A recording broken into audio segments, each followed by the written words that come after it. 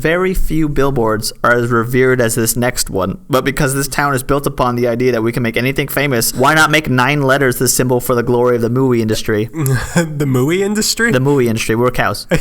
We're cows. Hello, moo. L.A. Mookley. L.A. Milkley. I covered the Hollywood sign for this. Oh, boy. Situated on Mount Lee on the Santa Monica Mountains. Somewhat of a Is walk that what from... it's called? What? Mount Lee? Yeah. Named after Robert E. Lee, of course. Actually LA's greatest hero, Confederate General Robert E. Lee. It was actually named after Bruce Lee, and nobody wants to give him credit for that. Also fought for the Confederacy. One-man army. The Hollywood sign is somewhat of a walk from the Griffith Observatory, where one of these podcasters took a round-trip 7-hour hike from the merry-go-round in Griffith Park to the Hollywood sign. Not suggested.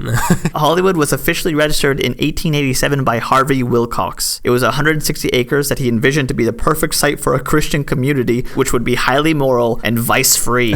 I think it worked. As he was a prohibitionist, yeah, it remained that to this day. Wilcox and his wife Deida moved to Los Angeles from Topeka, Kansas. Oh, it's kind of like Arkansas. A little bit off. They must have been racist. They didn't like a lot of different people, but you know what? They did like different people. Wait, what did I just say? Deida is the woman who supposedly gave the area the name Hollywood after a friend of hers mentioned a summer home she would visit, which was also called Hollywood, but that's unconfirmed, as is most of the stories in this. There's a lot of different stories about who was the father of Hollywood, how the name of Hollywood came up. Then came H.J. Whitley, the real estate magnate, who would later be known as the father of Hollywood. That's already 2 fathers of Hollywood. Not in my Hollywood. Not in my vice-free Hollywood are we going to have 2 dads. My God, what is this, West Hollywood?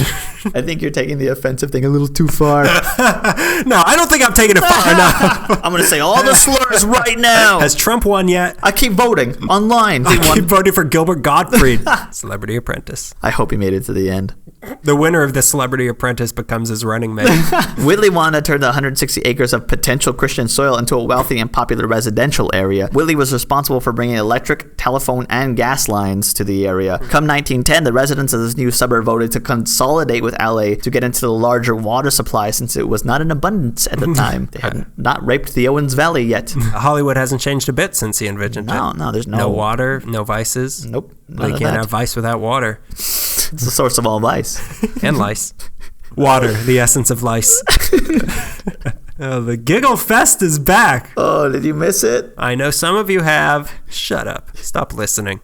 Anyway, go on, Greg. 1910, they consolidate with the city of LA. 1911 is when the first movie studio opened up, and about 20 companies were producing films in that area. You mentioned in the downtown episode, there's another father of Hollywood, although this guy is more of the father of the image of Hollywood, C.E. Toberman. Yeah, he's coming up a lot in this episode. Is he? Okay, good. Oh, baby. There's an obvious Maury Povich joke in here about who the real father is. Nevertheless, what is certain is that Whitley contracted a company called Crescent Sign Company to promote the residential area. He wished to sell on an area known as Whitley Heights in Hollywood, which is an area that housed Rudolph Valentino, Gloria Swanson, W.C. Fields, and Charlie Chaplin, among many others. God. This is the area between... Good God, in one house? Welcome to Celebrity Apprentice, Season 1. What's fired mean? You mean pink slipped? So Whitley Heights is the area between Cahuenga Boulevard, Highland, and Franklin. It makes like a Bermuda Triangle shape. If you go up Cahuenga past the freeway overpass, that area that... Near the donut place? What donut? Kettle glazed donuts? Sort of. It's farther. If like you make a right on Cahuenga, you go up, I believe, around the area before you start riding parallel with the 101. That area when you're making that big turn. I think that's Whitley Heights. I don't know for sure, but I'm pretty sure. They said it's walking distance to the Hollywood Bowl, but everything in that area is. Everything is walking distance to the Hollywood Bowl if you're willing to die. How many of you are willing to die to get to the Hollywood Bowl? In cahoots with Whitley to sell property in the area was LA Times publisher Harry Chandler, who had invested in the real estate development. The plan was to... Is that related to Dorothy Chandler? I know he's not related to Raymond Chandler, which I looked up. Is he related to Chanandler Bong from Friends? Yeah. Yeah, that's the one. That's the one. So Chandler and Whitley together were trying to promote the area. Chandler had invested in the real estate development. The plan was to build a large sign with lights similar to Eat at Joe's. It would work better than your standard... Oh, how great would that be if that's what it said there, and that's what's been there for 100 years. Oh, I would have loved that. Eat at Joe's Land. This large sign with lights was going to work much better than any wooden billboard. It's unclear whether the company's owner, Thomas Fisk Goff, came up with the hillside design or his chief designer, Jared roasted, but either way, Chandler and Whitley agreed that a hillside advertisement would work best. The hillside in question was decided to be Mount Lee, which sits right above the area where they were trying to sell. If you're in that area, that's basically... You're going to see it. Yeah, if you're living there, you're going to see it. The Hollywood sign, which at the time had 4 additional letters, L-A-N-D, to spell it Hollywood Land, went up in 1923. The sign was pulled up the steep hillside by both tractors and mules. Mules driving tractors. The mules have moved up in the industry. Now they are walking red carpets and starring in movies. Ha-ha. Oh, boy. Oh, here it is. Greg. Oh. No, please don't. Don't talk about Olivia Munn like that. The letters are 50 feet tall and... Really? They're that big? Yeah, 50 feet tall. I mean, you could see them from everywhere. They must be. True. Yeah. They're around 30 feet wide, comprised of 3x9 wood panels painted white. Oh my God, that's really big. Yeah, they're big. Have you ever been up there before? No. They're big. Haven't. I'm scared. I'm scared of how big they are. Lighting the sign, there's 4,020 watt light bulbs lighting underneath it that would flash Holly, then wood, then land, then all together Hollywood Land. Eat it, Joe's. Hollywood Land, eat it, Joe's. The sign cost $21,000 to make, which today would equal $265,000. It's not still lit up, right? At night? No, it's not. Yeah. I didn't think so. Well, you just ruined the second act of my play. The story in which the lights go out. The day Hollywood went dark. It was only supposed to stay up for over a year, the sign, 18 months at the most. But this was at the dawn of Hollywood's golden age, when thousands of people were flocking to Los Angeles to be the next Vivian Vance. The glamour and the allure of Hollywood. Everyone wanted a piece of William Frawley. And it's up to you to guess what piece. His belt? His money clip? His belt that rode pretty close to his neck. I want his billfold. So the glamour and the allure of Hollywood was this beacon, and it was calling everybody towards it. And part of the attractions of the allure of Tinseltown was this symbol on the hillside that could be seen from most parts of this hilly city, Hollywood Land. You made it to movie Mecca, but for some people, the lights weren't bright enough, Daniel. The lights weren't bright enough. One night in 1932, a struggling actress named Lillian Millicent Entwistle, or Peg as she preferred, made her way up to the Hollywood Land sign. Peg had been a New York stage actress who had made her way onto Broadway, and she naturally wanted to put her talents up on the big screen. She came to Los Angeles and moved in with her uncle, himself an actor, on Beechwood Drive, which is like practically underneath the sign itself. It's one of the best roads, actually, if you want to see the sign. She landed some bit parts here and there, but finally got a good role in a film called 13 Women. I don't know which one she was. She was the 14th. It was a move in the right direction for her, but because the film was reviewed unfavorably, the release of it was delayed. And after a series of rejections, she hoped to make her way back to New York to the stage, but she couldn't fund the trip. She didn't seem to be here that long, maybe a year, but it was long enough to feel the icy rejection of the movie industry. So Peg Entwistle, in that night in 1932, climbed Mount Lee. Then she used a ladder meant for maintenance workers to climb the 50-foot letter H of Hollywood Land. It's a big ladder. It is a big ladder. And then she threw herself off of it, ending her life. She first hit the rocky base of the area below the letters, then tumbled another 100 feet or so until her body came to a stop to a ravine. A hiker the next day found her coat and her shoe and took it to the Hollywood Police Department, and then they went out and found the body. The paper the next day had a phrase which is fitting not only for Entwistle's body, but for all the struggling actors in Hollywood. Attractive but unidentified. That sums us up. One of us are each attractive, one of us is unidentified. Hi, I'm question mark. I'm the Mysterios. It's Mysterians. They also found a discarded suicide note that read, "I am afraid, I am a coward. I am sorry for everything. If I had done this a long time ago, it would have saved a lot of pain. Signed, P.E." I have always hated PE, and this is another reason. She was 24 when she killed herself, and this is a rumor I haven't confirmed either, but I've read it on a couple places. Apparently, the next day she got a letter offering her a part in a play from the Beverly Hills Playhouse. The role was for a character that was driven to suicide. And just like the film Boogie Nights, one nasty death sends everything into decay mode. The 30s was a hard time for everyone, as it was, again, the decade of the Great Depression, and not as many people were seeking expensive homes in the Hollywood Land hills. Maintenance of the sign ends in 1939, as the sign itself begins to largely get ignored. For some time, the sign read Ollywood Land because the H had fallen over and no one bothered to rebuild or put it back up. It fell on Peg Entwistle's uncle's house. It wedged perfectly in the H. It just sat there. That's where that Buster Keaton scene came from. I learned a weird fact that kind of creeped me out. There used to be a caretaker who lived in a shack behind the letter L. Which one? I don't know which one, but it doesn't matter. They're right next to each other. It was a big shack. Yeah.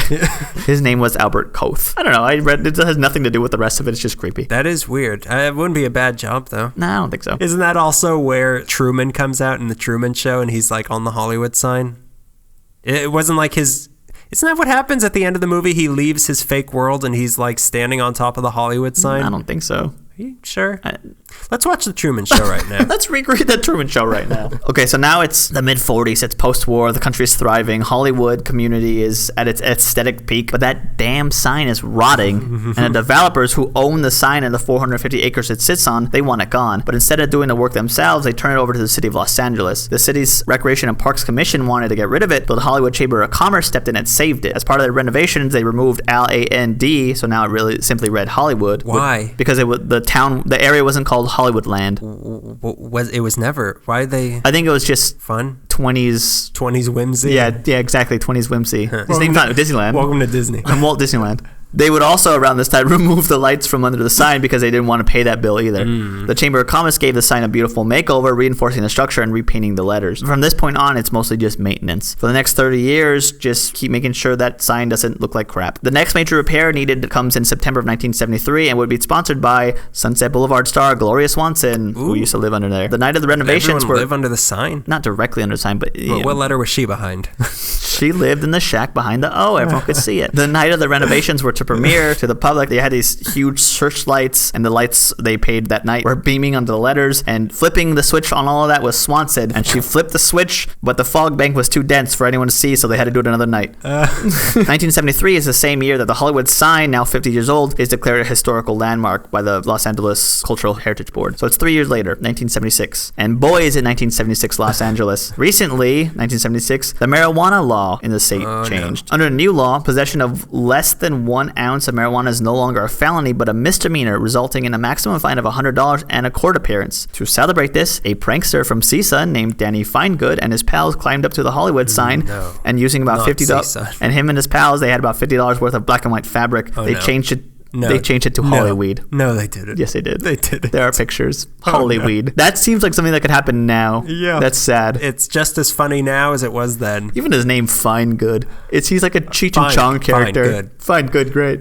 Danny Finegood, great. Land. Finegood did this as part of a school project for which he received an A. What was the project? I have no idea. I was trying to figure that out. Art project. Mischievousness 101. This was the first of many vandalisms upon the letters, of which Finegood was responsible for a few more. He changed it to Hollywood on Easter. Once it read Hollywood. How did he get rid of the L? This is like David Copperfield. He covers it up with like a black fabric. Yeah, more fabric. This fabric. He come to CSUN. It's a school of fabric. The Fabric Academy. Yeah, the fine arts of fabric. The fabric fine arts. How weird to repeatedly vandalize the Hollywood sign. Yeah, fine, it is. Good. Another time he changed it to Ollywood in protest of Oliver North's Iran-Contra testimony, and once it read Oil War in protest of the Persian Gulf War. But I don't think that last one was successful.